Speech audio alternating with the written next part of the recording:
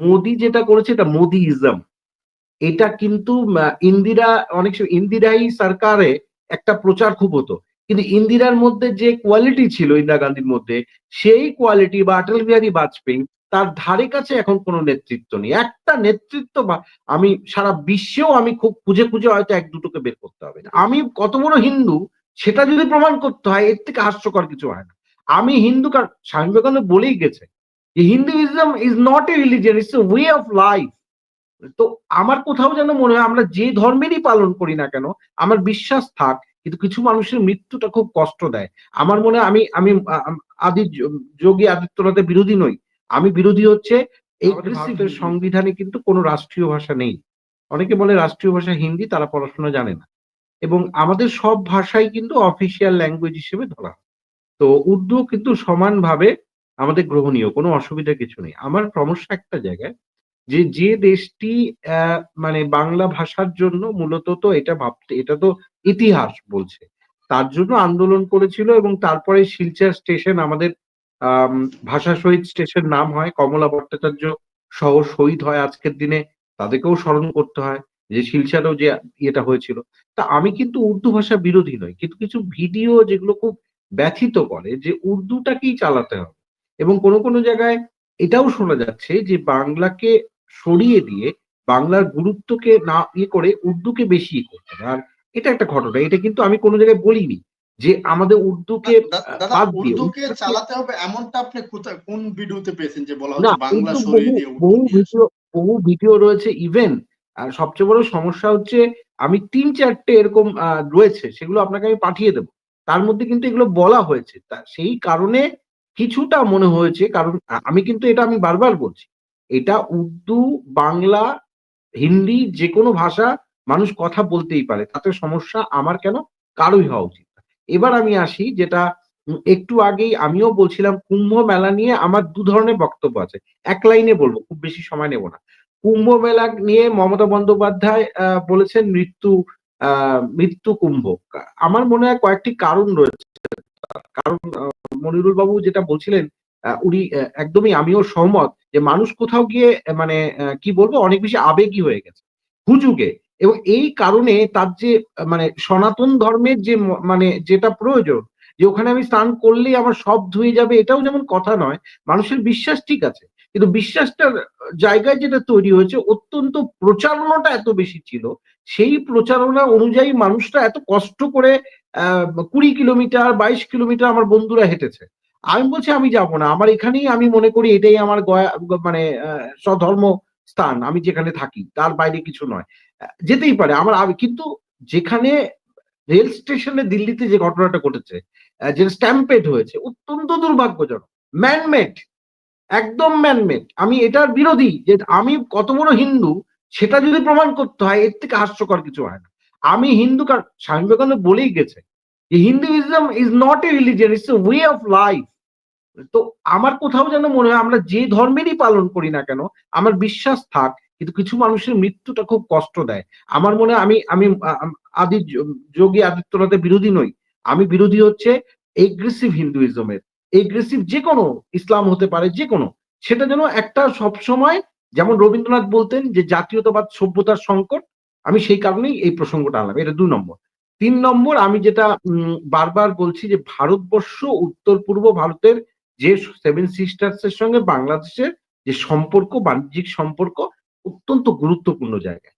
কিছু মিডিয়া কি বলল তাতে কোনো যায় আসে না। আমি আবারও রিপিট করছি, আমাদের সেনাপ্রধান মোহাম্মদ ইউনূস যে বক্তব্য রেখেছে এই কারণে রেখেছে যে পরিমাণ মৌ স্বাক্ষরিত হয়েছে আমাদের মধ্যে সেটা বিভিন্ন ক্ষেত্রে এবং বিভিন্ন ক্ষেত্রে সাইবার সিকিউরিটি থেকে শুরু করে আমাদের বিভিন্ন রকম জায়গায় বাণিজ্যিক সম্পর্কের ক্ষেত্রে বহু মৌ স্বাক্ষরিত হয়েছে যেখানে বলা হয়েছে ভারত এবং বাংলাদেশের মধ্যে বাণিজ্যিক সম্পর্কটা আরো যেন বৃদ্ধি পায় এবং সেখানে এটাও হয়েছে এটা আমরা সবাই জানি যে আমাদের নিজেদের যে কারেন্সি আছে টাকা এবং রুপি এর মাধ্যমে হবে কোনো ডলার থাকবে না। সাবটা অনেকটা এই জায়গাটায় কাজ করেছিল। আমি সেই জায়গাটাই বলছি যে ভারত এবং বাংলাদেশের যে সম্পর্কটা এই সম্পর্কটা অত্যন্ত আ সুন্দর সম্পর্ক। এটাকে কেন রাখা উচিত? আমাদের নিজেদের দুজনের স্বার্থের জন্য। এবার আপনি বলতে পারেন আমাদের এটা বলতে পারেন যে ভারতবর্ষ আজকে প্রচুর হ্যাঁ, এটা ঠিক ভারতবর্ষে এত মানুষ চিকিৎসার জন্য আসে, কেউ ফ্রিতে আসে না। এবং যেটা চীন বলেছে যে একটা জায়গা আছে খুব বাংলাদেশ থেকে খুব কাছে, তারা ওখানে উইথআউট ভিসা খুব আম কুমিটাং প্রদেশ বোধহয়। সেখানে চিকিৎসার ব্যবস্থা তারা করাবে। ভালো, আমি তো বলছি না। আমার কোথায় কুম্বিং, সমস্যাটা এক জায়গায় হ্যাঁ? কুম্বিং। মণিপুর হ্যাঁ, হ্যাঁ, হ্যাঁ, রাইট। হ্যাঁ, তো হ্যাঁ। আমার এখানে কোনো সমস্যা নেই। একদমই এটা ঠিকই রয়েছে। কিন্তু কোথাও গিয়ে এই যে নির্বাচিত সরকার যতদিন না আসছে, আমি এটা আবারও বলছি, ততদিন পর্যন্ত কিন্তু সম্পর্কগুলো দৃঢ় হবে না এবং সম্পর্কগুলো ক্ষেত্রে যেটা মানে বারবার এই কিছু একটা রয়েছে মানে কি বলবো? ভারতেরও কিছু, কিছু জায়গায় সন্দেহর পরিবেশ রয়েছে। আ বাংলাদেশ থেকেও রয়েছে। এটা স্বাভাবিক। কারণ এটাও ঘটনা যে শেখ হাসিনা আমি বারবার বলছি নির্বাচনকে যে প্রহসনে পরিণত করেছিল, মনিরুল ভাই যেটা বাবু যেটা বারবার বলেছেন, সত্যি যে নির্বাচন আমরা দেখেছি হিরো আলমকে মার দিয়ে নির্বাচন মানে হিরো আলমকে নিয়ে অনেকে হাসাহাসি করে। আমি কিছুটা দেখেছি ভিডিও। তাকে মার দিয়ে বের করে দেওয়া হয়েছে তার কেন্দ্র থেকে। তারা সেখানে আওয়ামী লীগের লোকেরাই ছিল। তবে ১ টা ২ টো উদাহরণ আমি দিলাম, আমি যেটা দেখেছি। আমি যেটা বলছি যে এই ধরনের অ্যান্টি ইনকামবেন্সি ব্যাপার একটা দেশে সরকার বহুদিন থাকলে হয়। কিন্তু যেটা মানে আজকে শেখ মুজিবুর রহমানকে এত বিক্রি করে দিয়েছে শেখ হাসিনা যে ওই মানুষটির প্রতি ক্যালকাটা কিলিং এর কথা গোবিন্দবাবু বললেন, আমিও খুব স্টাডি করেছি ওই নিয়ে। এবং গোপাল বাবুর যে ভূমিকা আমি ইচ্ছে করে আরো একটু পড়াশোনা করেছি। সেখানে দেখেছি। কিন্তু আমি আবারও বলছি যে আপনি বলছেন গান্ধীর মুখে কালি লেপন করা হয়েছে, নেতাজির করা হয়েছে। নেতাজিকে তো কমিউনিস্টরা বলেছিল তোজো কুকু। এটা তো আমরা জানি। কিন্তু এই বিকৃত বিষয়গুলোকে না জ্যোতিবাবু একবার যখন প্রধানমন্ত্রী হওয়ার জায়গায় ছিলেন, তাকে হতে দেওয়া হয়নি। তখন তিনি হিস্ট্রিক্যাল ব্লান্ডার বলেছিলেন। এটা হয়। আপনার দেশে হবে, আমার দেশে হবে। কিন্তু কোথাও গিয়ে না এই আরেকটা একজন দর্শক বললেন ওই বর্ডারে একটা S-400 আ যেটা আ মিসাইল রাখা হয়েছে। সেটা কিন্তু রাশিয়া থেকে কেনা হয়েছে এবং এটা ইন্ডিয়া চায়না বর্ডারে শুধুমাত্র সিকিউরিটির জন্য রাখা হয়েছে।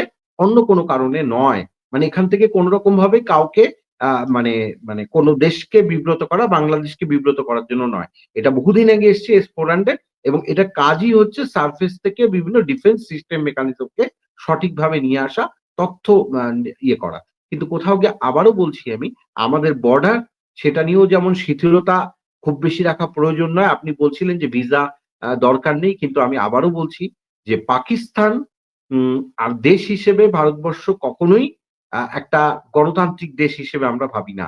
কারণ আমরা যে আপনি বলেছেন যে আমরা কোন জায়গায় কিছু কাজ করতে পারিনি, তাজ হোটেল, বহু ঘটনা, পার্লামেন্টে আক্রমণ। দেখেন এরকম ঘটনা সারা বিশ্বে হয়েছে।